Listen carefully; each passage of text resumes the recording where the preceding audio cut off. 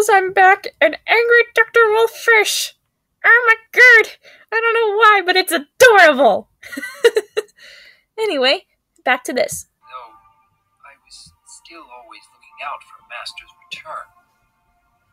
However, that stay eventually did have to end.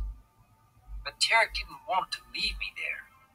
He didn't wish to leave me searching that library for all eternity. Go Tarek! Naturally, at first I didn't wish to leave. He was all I had known for so many long years. And I still hung on to the hope that Master was still in there somewhere. And I was terrified of leaving the only world I had ever really known. But after much conversation, Tarek finally convinced me of something that I consider the most painful truth I have ever had to face.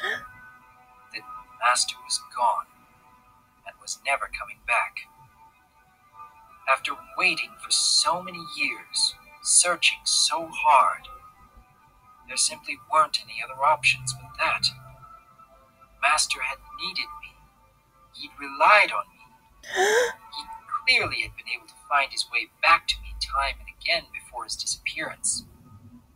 If he hadn't come back after all this time, and him becoming lost wasn't a possibility, what other answer could there have been? Aww. Master was gone. No, not the sad Dr. Wolf face! It was simply a fool's errand to continue searching. To this day, I still don't know what became of Master.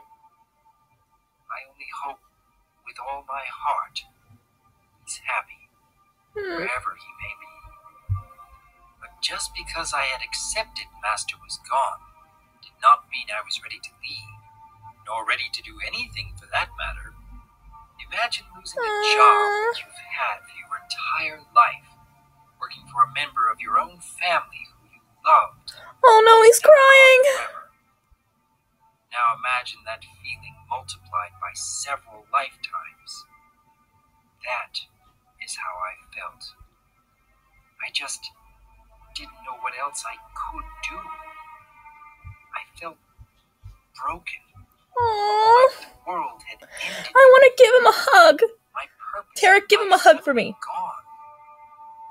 What was the purpose of searching the library for knowledge when Master was never returning to claim it? But how could I leave the only place where I had felt a purpose? What would my life mean when the only purpose I had ever known now lay in ruins? But Tarek had no intention of leaving me a broken wreck. That is not the kind of dragon he is in the least. Instead, he stayed by my side and introduced a new concept to me. The idea that who I was and what I could do with my life was something I could decide for myself. That we should all seek our own purpose in life and make our own fate. That we make our own identities. That in the world outside those walls, everyone had the right to choose their future, and did. For that, I am eternally grateful to Tarek. While Master had taught me understanding, Tarek taught me choice. Yay! And this concept was such an alien one. The idea of free will. Yes, I'd long since been capable of thinking beyond my instincts, but for the first time, I was being asked to think outside of Master's suggestions and ideas, to form my own rather than take in what others had shown me. With all this in mind, there still was the question of whether I should go with Tarek or remain in the only place I had ever known. And Tarek made it clear that was my first exercise of my free will, and only I could make that decision. On one paw, the outside world terrified me for the same reasons leaving Master's den had so long ago.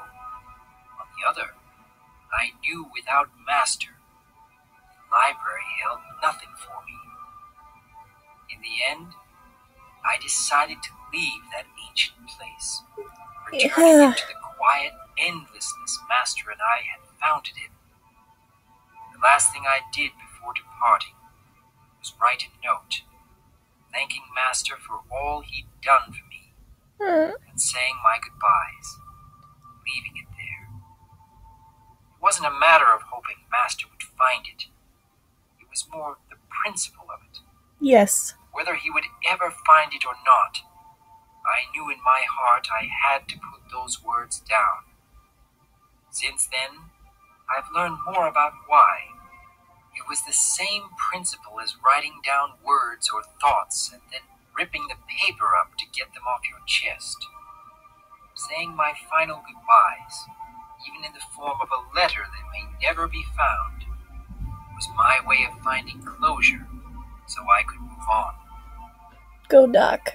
I remember the first steps I had taken outside the library in what seemed like a lifetime. The sun was blinding.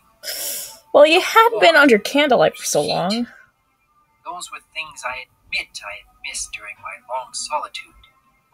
Tarek had to guide me for some of the early steps of that journey while my eyes readjusted to the bright light of day I'd not seen for countless years. But light was not the only thing I had to get used to again. As you can probably guess, I did not instantly age to a skeleton the moment my paws exited that place. But its power did wane rather quickly. Aw, Tarek's awesome, big bro. Days, but I began to feel hungry and tired again. I began to thirst. I began to feel all the things a normal creature would. And with the return of those needs came unexpected complications. Tarek shared what food he had brought, but dragons don't need to eat as often as ponies or wolves do.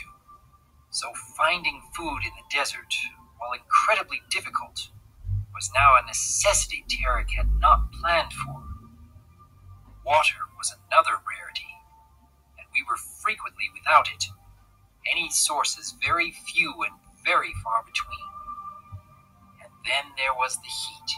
Oh my gosh, there's so many pictures here that I want as posters. They're so cool. Magic had protected me the entire trip. Tarek, while more than capable of surviving the heat himself, had no such ability to protect me. While I retained the same determination that had kept me at Master's side, now directed towards getting out of the desert safely with Tarek, my body was not as strong.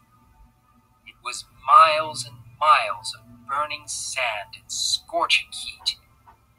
The cold nights were easier, but now I grew tired and needed rest.